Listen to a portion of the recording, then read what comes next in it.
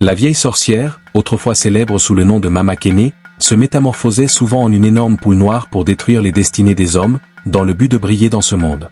Elle manipulait les fils invisibles de la vie, s'accaparant les étoiles des jeunes gens pour se nourrir de leur énergie vitale. La nuit était pesante sur les rues animées de la ville, une humidité collante s'accrochant à la peau des passants. Les klaxons des voitures hurlaient, créant un bruit de fond assourdissant, tandis que les gens se pressaient, indifférents à la mort qui marchait parmi eux, comme un spectre sous des serres aiguilles et un parfum luxueux de designers français. Au 7e étage d'une tour de verre et d'acier, dans un vaste bureau avec des baies vitrées donnant sur l'immense Atlantique, Madame Ifeoma Nwachukwu siégeait telle une reine. À première vue, elle avait à peine 45 ans, sa peau lustrée et brillante, ses formes généreuses et voluptueuses moulées dans une robe rouge extravagante qui aurait coûté plus cher qu'une maison dans un quartier populaire. Ses cheveux étaient tressés avec soin en un chignon élaboré, et ses lèvres gourmandes étaient peintes d'un carmin éclatant. Elle signait des contrats de plusieurs millions de dollars d'un geste élégant, son stylo glissant comme si l'argent coulait de source. Transférez les fonds à Genève avant l'aube, Thierry, ne soyez pas en retard. Sa voix douce, presque chantante, dissimulait une froideur perverse qui faisait frémir même les hommes d'affaires les plus aguerris. Thierry, son assistant personnel, un jeune homme élégant d'une trentaine d'années, hocha la tête nerveusement, conscient de la puissance qui émanait d'elle. « Oui, madame, tout sera fait. Il y a aussi ce dîner avec le président du Sénégal demain soir. Il insiste pour vous voir en privé. » Ifeoma sourit, un sourire étincelant qui illuminait la pièce, mais qui ne touchait jamais ses yeux. « Parfait. Dites-lui que je serai présent. » Avec empressement, Thierry sort du bureau, le cœur battant. Ayant travaillé pour cette femme redoutable depuis 3 ans, il avait été témoin d'événements étranges. Des hommes puissants pénétrant dans ce bureau rayonnant de vie, en ressortant au bout de quelques heures, vieillis de 10 ans, comme si la vie leur avait été arrachée. Les rumeurs qui circulaient dans les couloirs des entreprises qu'elle dirigeait étaient enregistrées à l'écart, pour le groupe Nwachukwu, qui opérait dans l'importation de pétrole, l'immobilier et même dans des hôtels à Dubaï. Personne ne savait d'où tous ces fonds au départ. Personne n'osait poser la question. Dans le même temps, dans un quartier populaire d'Agbani, Chuka, un chauffeur de taxi au physique robuste et au regard fatigué, garait sa vieille Toyota sous un lampadaire clignotant. Il venait de déposer un client un peu trop aviné. Un soupir échappa de ses lèvres alors qu'il essuyait la sueur de son front. « Ah, cette vie !» murmura-t-il en allumant une cigarette. « Si seulement je pouvais trouver un moyen de sortir de ce trou. » Son téléphone vibre soudainement. Un message de son ami Ben. « Frère, tu as encore entendu parler d'une mort étrange cette nuit ?» Un gros homme d'affaires retrouvé raide dans son lit, le ventre démesurément gonflé, comme s'il avait avalé une vache entière. Les médecins parlent de crise cardiaque, mais les gens murmurent que la grosse poule noire a encore frappé. Chuka sourit en saisissant la tête. Ces histoires de village, on en est en 2026, pas en 1926. Mais un frisson glaciaire traverse son échine. Tout le monde en parlait depuis des mois, ces hommes riches, influents, qui disparaissaient ou mouraient subitement, souvent après avoir mangé du poulet grillé dans des ruelles discrètes ou chez des connaissances. Toujours la même rumeur, une énorme poule noire qui apparaissait la nuit près des maisons des victimes. Une fois que l'homme avait consommé la volaille, il se retrouvait vidé de toute énergie, comme si sur lui avait arraché son étoile, son chi, sa chance. Dans l'imposant immeuble de verre, Ifeoma sort de l'ascenseur privé. Elle traverse le hall désert, saluant le veillé d'un sourire enchanteur. Dehors, une Mercedes noire l'attendait, le moteur ronronnant doucement. Le chauffeur, un homme discret nommé Kofi, ouvre la portière. « Bonsoir, madame. Destination, l'appartement du sénateur ?» Il organise une fête privée. Kofi hocha la tête, conscient qu'il valait mieux ne rien demander. La voiture s'élança dans la nuit. À l'arrière, Ifeoma ferma les yeux, consciente que son corps jeune et attirant n'était qu'une enveloppe temporaire. À l'intérieur d'elle, quelque chose de très ancien attendait son heure, 120 ans de secret, de sang et de pouvoir volé. Chaque fois qu'elle se transformait, chaque fois qu'elle laissait ses proies la dévorer sous forme de poule, chaque fois qu'il se régalait de sa chaise, elle absorbait leur essence, leur gloire, leur destin. Puis, au lever du soleil, elle renaissait sous une forme plus éblouissante, plus riche et plus puissante. Ce soir-là, elle avait choisi sa proie, un importateur de pétrole arrogant nommé Didier, un homme qui se vantait d'avoir la touche Midas. Il l'avait invitée à dîner dans sa villa somptueuse, pensant sans doute la séduire, l'utiliser, la posséder. Il ignorait qu'il avait en réalité invité la mort à sa table. Dans la villa, les lumières étaient tamisées, et une musique afrobeat remplissait l'espace de rythmes envoûtants. Didier, vêtu d'un costume sur mesure et portant un verre de champagne à la main, accueillit Ifeoma avec un sourire carnassier. « Ma chère Ifeoma, vous êtes resplendissante ce soir. Entrez, entrez. J'ai préparé un festin. » Ifeoma ria doucement, un éclat cristallin, et répondit, « Vous êtes trop aimable, Didier. J'espère que vous avez également bon appétit. » Ils s'assirent à la table, où arrivent les plats, remplis de poulet grillé, épicé et doré à souhait. Didier saisit une cuisse avec empressement. « Goûtez donc, c'est du poulet fermier, bien sûr. Pas du truc industriel. » Ifeoma prend la tête avec amusement. « Non merci, je préfère regarder. »« Mangez, Didier, savourez. » Il rit en mordant dans la chaise juteuse. « Vous êtes un peu bizarre parfois, vous savez. Mais c'est précisément ce qui vous rend si irrésistible. » Au fur et à mesure qu'il continuait à manger, louant la saveur du plat, elle l'observait, ses yeux scintillant dans l'obscurité. Quelques heures plus tard, Didier a commencé à se sentir étrange, une lourdeur pesante dans son ventre, plus qu'une simple fatigue. Il possède une principale anxiété sur son estomac. « Je ne me sens pas bien, peut-être que j'ai trop mangé. » Ifeoma, avec une sollicitude déconcertante, se leva et s'approche de lui, posant une main douce sur son épaule. « Reposez-vous, cher ami, demain vous vous ferez mieux. » Didier s'effondra alors sur le canapé, les yeux vitreux. À l'intérieur de son corps, quelque chose se passait, un vide grandiose, sa lumière, sa vitalité s'éteignait lentement, aspirée, volée. Dans le jardin sombre, une poule noire, énorme et brillante, s'éloigna doucement en caquetant. Personne ne la remarque. Le lendemain matin, Ifeoma se réveilla fraîche et rayonnante, se regardant dans le miroir où ses courbes paraissaient plus accentuées et sa peau plus éclatante que jamais. Elle esquissa un sourire satisfait. Encore une étoile tombée. Qui sera la prochaine? Dans la ville, les rumeurs enflaient, et une journaliste ambitieuse nommée Sandra, travaillant pour un grand quotidien, tapait avec frénésie sur son ordinateur. Encore un mort suspect, murmurait-elle à voix haute en lisant les derniers détails. Didier Okoro, 48 ans, importateur de pétrole, cause officielle, crise cardiaque. Mais son chauffeur dit qu'il était en pleine forme hier soir et qu'une femme mystérieuse était avec lui, Ifeoma Nwachukwu. Sandra leva les yeux vers sa collègue, Ignola, en quête de soutien. Il faut qu'on enquête sur cette femme. Elle est présente dans tous les gros titres, aux côtés de présidents, dans des affaires controversées, et chaque fois, quelqu'un meurt après sa visite. Ignola haussait les épaules, partageant une inquiétude commune. Fais attention, ma sœur, les gens parlent de la grosse poule noire. Si c'est vrai, tu joues avec le feu. Sandra sourit, déterminée. Justement, je veux dissuader la vérité. Le lendemain, la chaleur du matin pesait déjà tel des plombs. Sandra gara sa fidèle Honda Civic cabossée devant un café à moitié ouvert, l'odeur de pain frais combattant celle des pots d'échappement. Elle commande un café trop sucré et un beignet, sortant de son carnet Moleskine utilisé. Elle reliait fébrilement ses notes de la veille, soulignait avec véhémence le nom Ifeoma Nwachukwu à chaque fois qu'il apparaissait. À la table voisine, un homme d'une cinquantaine d'années, au costume froissé, feuilletait le journal en marmonnant des prières. Sandra tendit l'oreille. Encore un mort, il de parle crise cardiaque, mais moi je suis certain qu'il y a quelque chose de plus ancien que l'argent, quelque chose de plus sombre. L'homme la regardait tristement. Vous êtes journaliste, n'est-ce pas? Je vous ai vu à la conférence de presse la semaine dernière. Sandra a répondu d'un hochement de tête. Oui, Sandra et les amis. Et vous? L'homme s'identifie comme Pascal Okambi, ancien directeur financier d'une des sociétés du groupe Nwachukwu. Avant que je ne sois gentiment remercié il y a 2 ans. Remercier gentiment, répéta Sandra, s'inclinant vers lui avec curiosité. Pourquoi cela? Pascal baissa la voix. J'ai posé trop de questions sur certaines transactions. Des fonds apparaissant de nulle part, des comptes offshore croissant comme par magie, des investisseurs fantômes signant des chèques à zéro sans jamais se montrer. Puis un jour, Ifeoma m'a convoqué dans son bureau. Je me suis senti comme si on m'avait volé 10 ans de ma vie en un instant. Ses yeux se perdaient dans un souvenir américain. Le lendemain, je me suis retrouvé dehors avec une généreuse indemnité et un avertissement très clair. Ne parlez jamais de ce que vous avez vu, Pascal. Le cœur de Sandra battait la chamade. Et vous avez obéi? Pascal acquiesça. Oui, pendant 2 ans. Mais maintenant, Didier Okoro, que je connaissais bien, était un ancien camarade. Nous avons fréquenté la même université. Même s'il était arrogant, il ne méritait pas cela.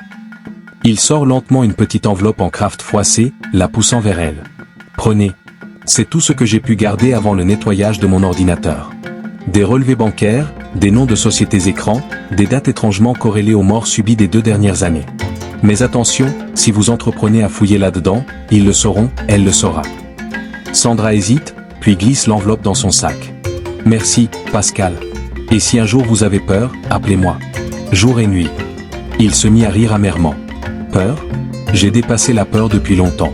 Maintenant, je suis juste épuisé d'avoir constamment peur. » Alors qu'à l'autre bout de la ville, dans une suite présidentielle à l'hôtel Economio, Ifeoma se prélassait dans un peignoir de soie blanche, les pieds posés sur un tabouret en velours. Sur la table basse en marbre, un plateau de fruits exotiques scintillants, accompagné d'une bouteille de Dom Pérignon. Le président du Sénégal, Ousmane Diallo, encore en peignoir, la dévorait des yeux, l'air d'un homme qui venait de gagner à la loterie. « Ifeoma, vous êtes une femme dangereuse, n'est-ce pas ?» dit-il en riant faiblement. Ses yeux pétillaient d'une admiration mélangée à la crainte.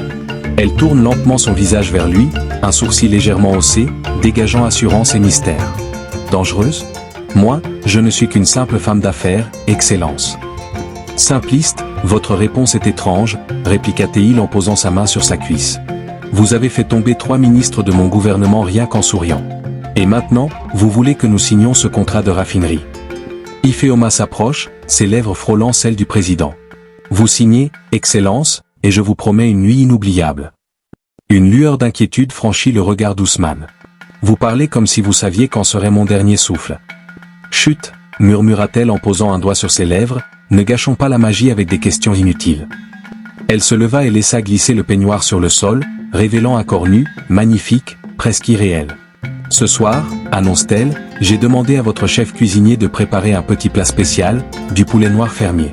Vous allez adorer. » Elle s'approche de la baie offrant une vue imprenable sur l'océan, tandis que derrière elle, Ousmane l'observait, conscient d'un lourd destin. Dans un petit bureau sombre du quartier de Surulere, Shuka était assis sur une chaise en plastique. En face de lui, Florence, sa grande sœur, une femme robuste aux tresses impeccablement tressées et au regard perçant. « Tu dois arrêter de traîner la nuit comme ça, » lui dit-elle avec fermeté. « Les gens parlent de toi. Ils disent que tu en sais trop sur cette histoire de poule noire. »« C'est toi qui m'as conseillé de faire attention la dernière fois, » grogna Théil. Florence croisa les bras, exaspérée. « Oui, mais faire attention ne signifie pas aller voir les babalawos du marché pour leur demander si la grosse poule noire existe vraiment. Tu veux mourir, c'est ça ? Je veux comprendre, Flo. Tout le monde meurt autour d'Ifeoma Nwachukwu, et personne ne fait rien. Même la police a peur. Et toi, tu vas faire quoi ? Lance Florence, exaspérée. Toi, simple chauffeur de taxi, tu vas stopper une femme qui dirige des milliards et qui fréquente des présidents. Peut-être que je ne suis pas tout seul, répondit Shuka d'une voix déterminée. Peut-être que d'autres gens commencent à en avoir assez de cette situation. Florence le fixa longuement avant de soupirer. Si tu continues, promets-moi au moins une chose. N'angoisse plus jamais de poulet grillé que tu n'as pas tué toi-même. Shuka hocha la tête, mais l'intensité dans son regard indiquait qu'il n'avait pas l'intention de s'arrêter là. Dehors, la nuit s'installait de nouveau sur la ville, et quelque part, dans l'ombre d'une villa perfide, une silhouette voûtée, une femme très âgée au dos courbé, sortit lentement d'une arrière-cour invisible. Une énorme poule noire, luisante et trop volumineuse pour être normale, traverse discrètement la cour. La chasse recommande. La nuit suivante était encore plus épaisse, comme si la ville avait décidé de garder ses secrets sous une couche de nuages sombres. Les éclairs zébraient le ciel sans jamais donner la pluie dont la ville désespérée avait besoin. Dans la résidence ultra sécurisée de Banana Island, le sénateur Ibrahim Bello organisait ce qu'il appelait pudiquement une soirée intime. Une cinquantaine de convives triés sur le volet, ministres en fonction, magne sur du ciment, 2 juges de la Cour suprême et bien, Ifeoma Nwachukwu, arrivée la dernière, vêtue d'une robe émeraude qui absorbait la lumière des lustres en cristal. Le sénateur l'accueillit avec une effusion exagérée. « Ma reine, vous honorez ma modeste demeure. Venez, venez. » Ifeoma incline la tête, un sourire poli mais distant. « Sénateur, vous exagérez toujours, je ne fais que passer. » Lorsqu'elle traverse la pièce principale, elle salua d'un signe de tête et d'un léger effleurement de ceux qu'elle connaît. Chaque homme qu'elle croisait semblait parcouru par un courant étrange, une combinaison de désirs violents et de peurs inexplicables. Les femmes, quant à elles, la dévisageaient avec une hostilité silencieuse, les lèvres pincées. Au fond de la salle, près du bar, Thierry discutait à voix basse avec Mireille, la responsable des relations publiques du groupe Nwachukwu. « Elle est différente ce soir, » murmura Thierry, jetant un regard vers Ifeoma. « On dirait qu'elle veut des choses. »« Tu as vu ses yeux ?» demanda Thierry, inquiet. « On dirait qu'ils brillent dans le noir. » Mireille met une gorgée de champagne, ses doigts se croustillant sur la flûte. « Arrête de regarder comme ça, Thierry. Tu sais ce qui arrive aux gens qui posent trop de questions. Pense à Chidi, l'ancien chef comptable. Il a commencé à fouiller dans les livres. Un matin, on l'a retrouvé dans son lit, raide, les yeux grands ouverts et son cœur vide. » Thierry déglutit difficilement. « Tu penses vraiment que c'est elle, qui ? Je ne crois rien, coupa Mireille d'un ton sec. Je sais simplement que depuis que je travaille avec elle, je fais des cauchemars. Dans mes rêves, je vois une vieille femme courbée qui rit. Et chaque fois que je me réveille, j'ai l'impression qu'il me manque quelque chose. De l'autre côté de la pièce, le sénateur Bello prend Ifeoma par le bras pour l'emmener sur la terrasse donnant sur la lagune. Ma chère, j'ai une proposition délicate. Un consortium saoudien veut investir plusieurs milliards dans le nouveau port de la ville. Ils ont besoin d'une personne de confiance pour superviser discrètement le projet. Ifeoma tourne lentement son visage vers lui, la lumière des torchers dansant sur sa peau. Et vous pensez à moi, sénateur ? Qui d'autre ? Répondait-il, un rire nerveux fuyant ses lèvres. Vous avez le don de faire avancer les choses et des relations de haut niveau. Ifeoma, avec une main légère sur son torse, sourit. Vous êtes trop aimable. Mais dites-moi, sénateur, avez-vous déjà goûté au poulet noir fermier ? Il cligna des yeux, déstabilisé. Du poulet noir ? Non, pourquoi ? Eh bien, c'est un plat spécial, très nourrissant. Certains disent qu'il apporte la force pour toute une vie. D'autres prétendent qu'il l'apprend.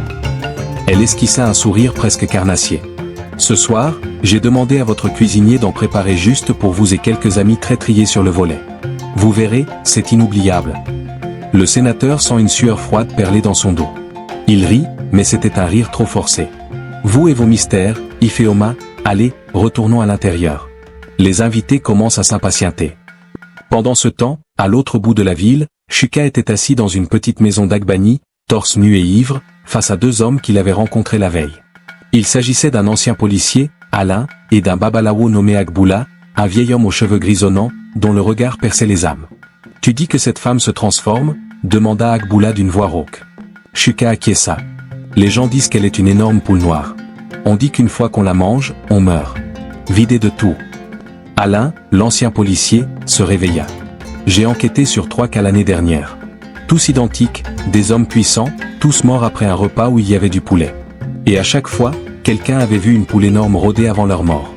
Mais les dossiers ont été étouffés, la cause officielle étant naturelle, pour des raisons d'ordre supérieur. Agboula hocha la tête. Ce n'est pas une sorcière ordinaire. C'est une âme qui refuse de partir, une bande d'anges. Elle se nourrit des étoiles des autres pour rester jeune. 120 ans, tu dis ?